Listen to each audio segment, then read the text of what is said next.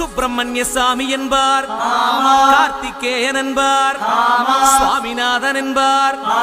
குக அமுதன் என்பார், பாலசுப்பிரமணியன் என்பார், கருணாகரன் என்பார், கதிர்காம கந்தன் என்பார்,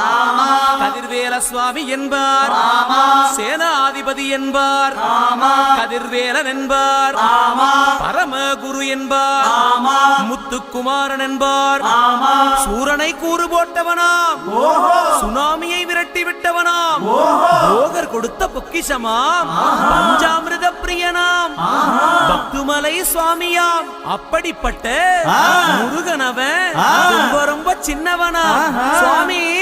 சின்ன சின்ன முருகைய